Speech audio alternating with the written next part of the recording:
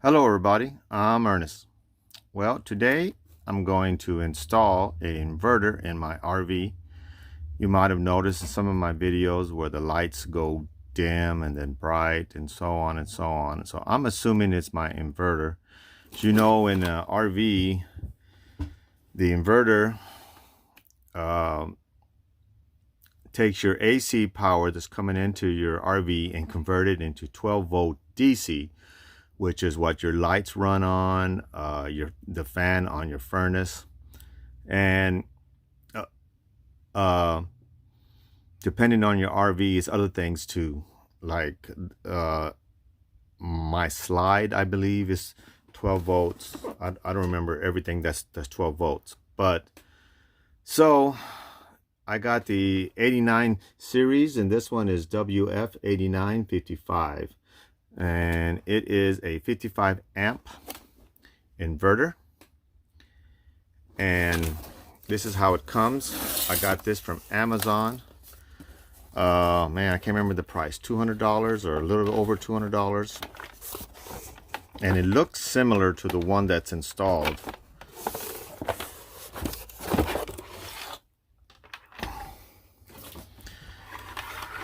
Has a cooling fan, like a computer fan here. It has the wirings already installed and the electronics. I believe this is the 12-volt side and this is the 120 side. I watched some RV videos on how other people have done this, and looks like it's pretty simple. I want to also tell you I'm not an RV tech or a electrician, so if you don't have any knowledge like that, you might want to get a professional to install it. And these are the mounting screws, and I don't know if it's going to mount directly to the holes that are already there, but I am going to attempt to install this to save myself the installation costs anyway. So first thing I gotta do is take off the panel of the inverter. That's that box that's right over there. It looks like on the bottom. Your RV may be different, but that's how most of them that I've seen look like that. And always remember to shut off the power. AC power, I'm probably going to unplug the RV and I'm going to disconnect the battery. So there's no 12 volt coming, and there's no I think it's 220 volts is what the AC that comes into my RV. So let's get started. Okay, so this is the panel, and there's your breakers, and there's a screw there and a screw there. I haven't shut the power off to the RV yet, and they're Phillips, and I'll shut the power off once I get to mess with the wiring. This is usually just a cover on the RV that covers up the breakers and the wiring and the inverter. Take it off. That was easy. That exposes the everything in. There's the inverter on the bottom. I got to take these screws off and it will slide out. I'm gonna go shut the power off and then get started on taking the inverter out. Okay, so I've disconnected the battery and I've unplugged the RV. Should be no power in here. So next thing I'm going to do is I'm going to take these screws down here off. Now, I was watching a YouTube video on how to do these, and one guy, he just cut the wires right down here, but I think on the one that I bought, it comes with wires long enough that I can just go right to the way the exact one this one is wired. The one he bought wasn't quite the same as the one that he took out. All right. So this is supposed to be the DC side. The thick wires and the thin wires is the AC side. That's what he said. But we will see. I think I might, just judging by the what room I have in here to work with, I'm just checking these wires to see how they're run. So this one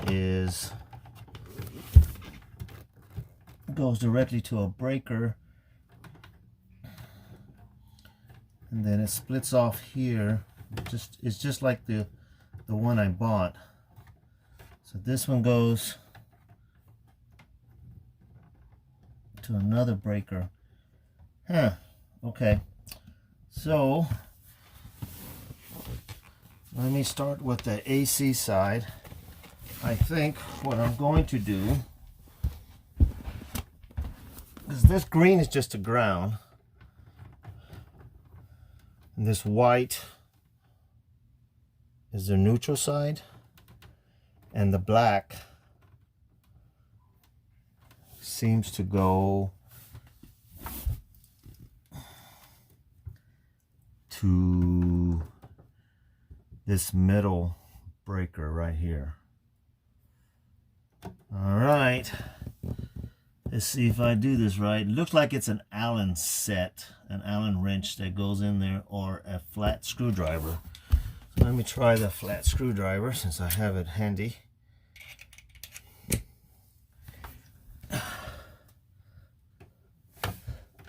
No, it actually goes to this bottom, to this particular one. Yes.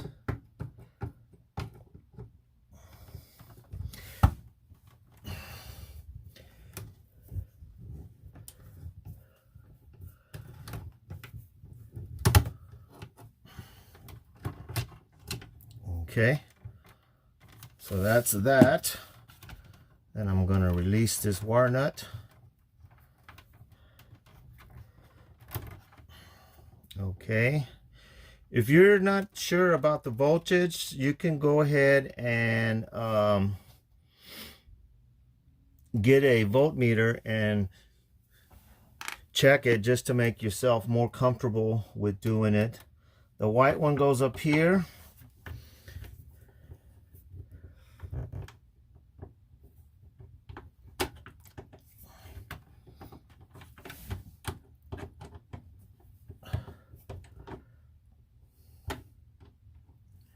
I didn't want to cut the wire just in case I got to put this one back in, because it does work. I noticed when I run the furnace that the lights dim down and the fan slows down, and those are both on the 12-volt cycle. So I'm thinking this inverter is about to go out on me, and that's why I opted to just replace it. When I called the RV specialist, he told me that he was going to charge me $586 for labor and the part. And I bought the inverter for $200 on Amazon, and I'll put the link in the description. But in case I don't get it right, I can put this back together again. All right, so that's the AC side disconnected.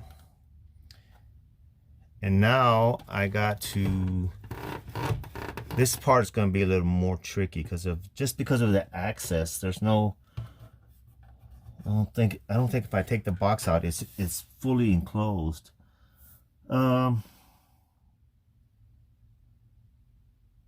So on the DC side is just a hot and a negative on it, and I believe this is the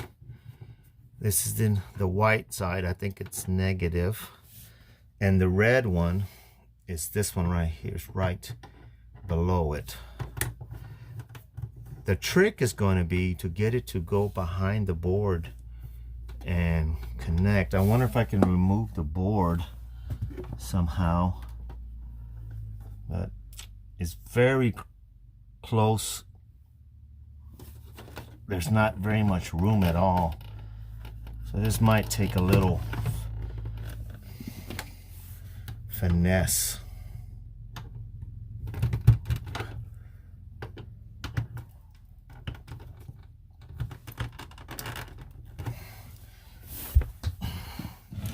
See, I'm taking these loose, if you can see that.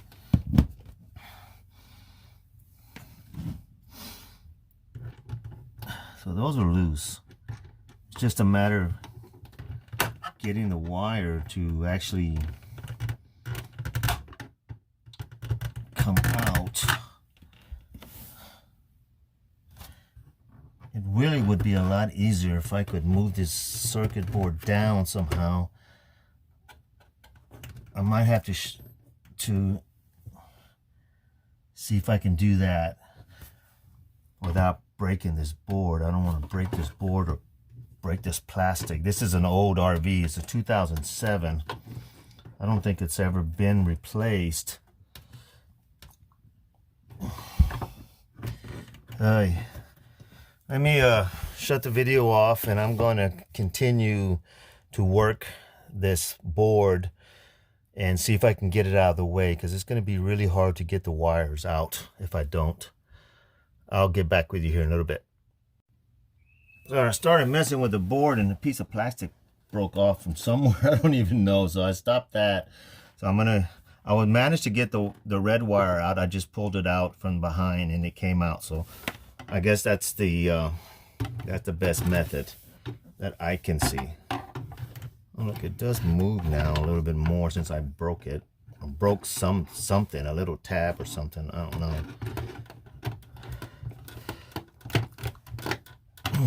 Let me get some wire pliers or something to pull with. I got some duckbills right here. Pull it out. It's already loose. I already had it out once. It fell back in. Okay, so I guess I'll just feed it. Yep, there it is. Okay. All right, so now this is out, and I'm gonna go get the new one and install it.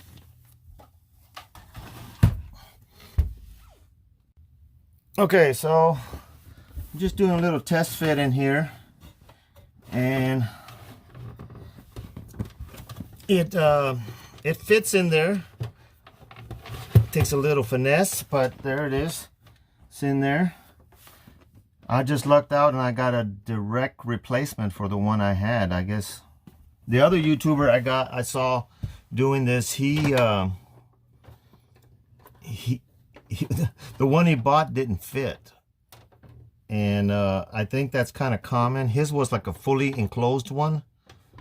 I don't know if they're any better or not, but here's going to be the tricky part, is getting this wires to feed behind this circuit board and go all the way up. I might have to slide this thing out to give myself more wire and then try it again.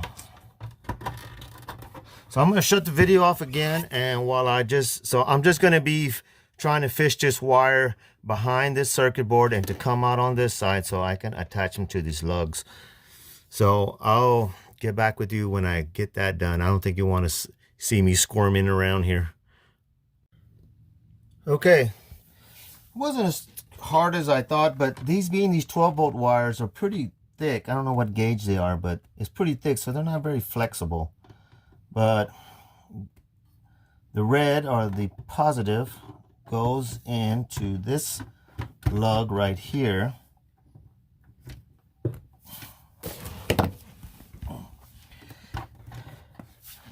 Might need to use that needle nose to get it in there. It's going to be a little tight. They don't give you much room to work with. And your RV is going to be different, I'm sure. And so you're going to have to adjust yourself, you know, and make it work for your application. But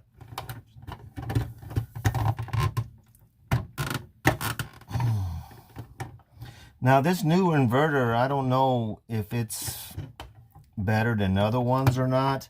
I went simply by the ratings, you know. And this one had good ratings, and it had enough ratings that more than one person, you know, more than 12 or whatever bought this thing. I think. I can't remember exactly, but I felt like, okay, it's not the cheapest one, because you can get them for as low as $50, as $150. I've seen them, but some of them had bad ratings, and there was an RV tech on one of them said, "Don't buy it. I'm an RV tech. This, the wiring that comes with it is way too small for the application and stuff," and so I can't exactly get that lug to sit down on its flat spot. There's like a flat spot on the wire, and I'm trying to get it to sit, but it's just not cooperating. Let me just tighten that up a little bit to get back to it. And let me do this top one. You see, it has two flat sides to it, so I'm assuming that that's the side you want to be the top and bottom of your lug, so that it has the best surface area to grab onto. And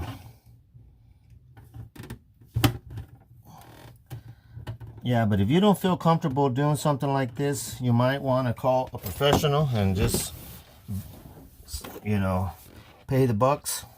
But I'm in the Air Force, and my my specialty is electronics on airplanes, and it's called avionics. And so I've done some wiring and stuff for these airplanes and stuff, and so I have some training, but I'm not a house electrician. But this looks pretty simple. The hardest part, I think, is just getting these wires to conform. You might not have that problem because your RV might be more open, or you get another type where you just cut the wires and you splice into it, which I could have done that. I guess I could have done that. So that one is flat in there, so that's good. Just the positive side was a little bit hard to get it flush.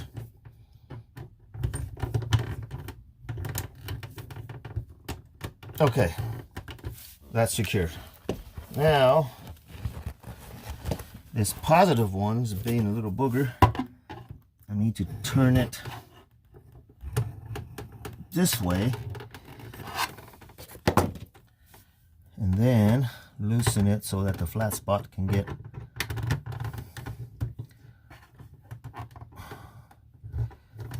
You know what? I think I'm gonna call that good. Okay, so these are aluminum lugs, so don't tighten them super tight, you know, because you will strip them. All right, so that is the DC side. Now I'm going to hook the AC side. I'm going to put this wire goes back to something. It's just a jumper of some sort. I'm going to put this wire nut back on it.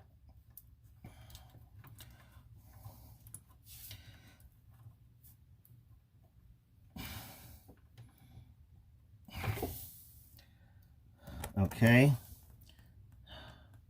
This went into the breaker.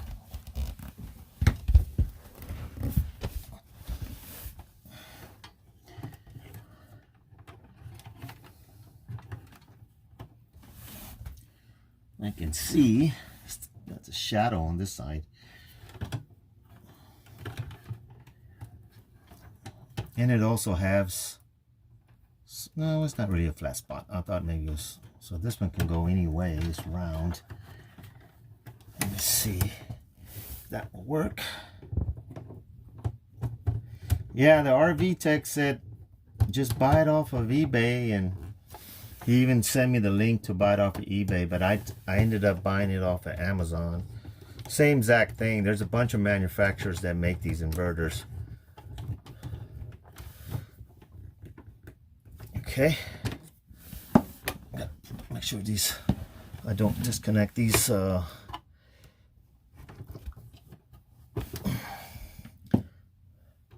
That didn't stay on there. I gotta move the light on this side so I can see what I'm doing. I can't. Hope I'm not blinding you with the camera. Is it still running? Yeah, I guess it is. Yeah, I tightened it down and didn't catch the wire.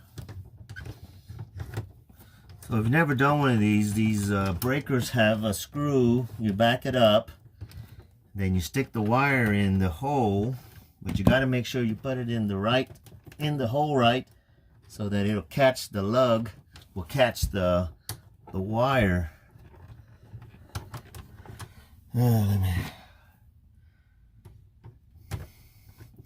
Funny thing, now in the Air Force, I don't do electronics anymore. I'm a safety guy.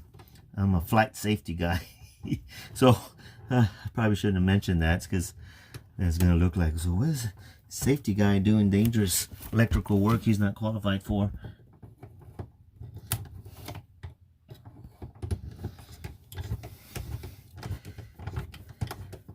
Back it up a little bit more.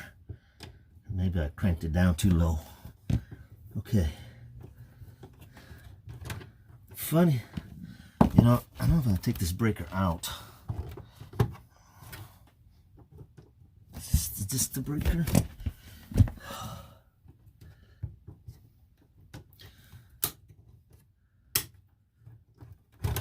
Yeah, I should have done that in the first time. Whoop, whoop. Didn't. Yeah. See, there's a hole right here, and you stick it in there, the wire.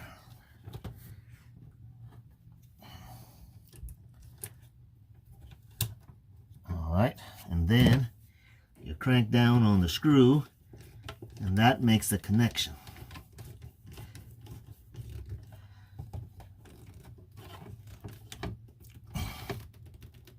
Okay, not too tight, just firm. You don't want to break them because this is all plastic and some metal. Okay, so let me see. Yeah, it's in there. Okay, so now put the breaker on, back in place. Goes here, and it falls back in place there. Okay, there we go.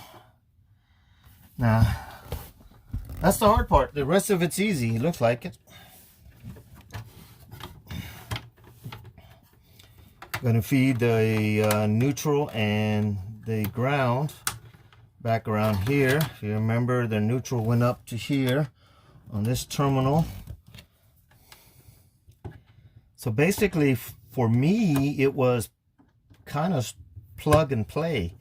Some of y'all might have to cut wires and splice, solder, I don't know. But this one that I bought seemed to be a direct replacement for what was in here, because even the mounting screws on the inverter line up with the mounting screws that were there. Good. And then a ground.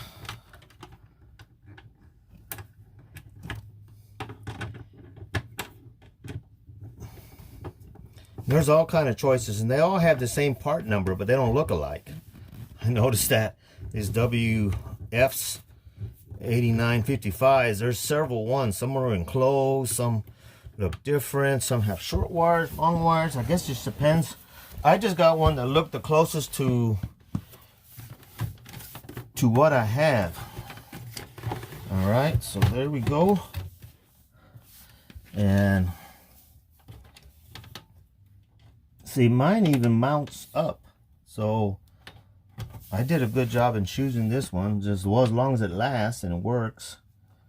I've been living in this RV for like 3 years or so. I had a divorce. I made a video of it, actually. I think it's called My Divorce RV Life, and I described why I was living in an RV. I'm living in an RV because I got divorced. Houses are really expensive. I wasn't sure where I wanted to get into debt again or anything, and so now I got this RV and I live in it, and I paid $9,000 or $10,000 in cash for it. And this is a 2007 toy hauler. I keep my motorcycle inside here and everything. All right, so man, that looks just like the factory one. So I'm gonna go turn the power on, and hopefully I don't burn down this place. Okay, so I plugged in the battery. I reconnected the battery, but I looked just above it, and there's actually a master switch where you can turn off the battery, so you don't have to physically take the terminals off. Just so you know. Here's a moment of truth. Let me turn the lights on. Boom. We got lights. They look just the same as the other ones, but like I said, it only comes at evident. It doesn't work all the time. It doesn't do it all the time where the batteries go down low and everything. But I think it's going to work. I got 12 volts. I think I hear the fan running. Yep, the fan is running. So the cooling fan is running. I've got lights. The real moment of truth will be when I turn the furnace on, because when I turn the furnace on, the voltage drops because it can't handle the fan. I don't know if y'all know, but these furnaces that we have in our RVs are not very efficient, and they use a lot of propane and they use a lot of power. So I don't normally use the fan. Use the furnace. I use space heaters because I'm plugged in all the time, so I can get away with just space heaters. And here in South Texas, it doesn't get that cold, so I don't have to run the furnace all the time. Only when it gets down into the low 30s and stuff, I'll kick the furnace on and I'll warm up the RV, and then let the space heaters handle it. Those who live in RV know what I'm talking about. Well, thanks for watching my video and watch me fumble. And I'll see you next time.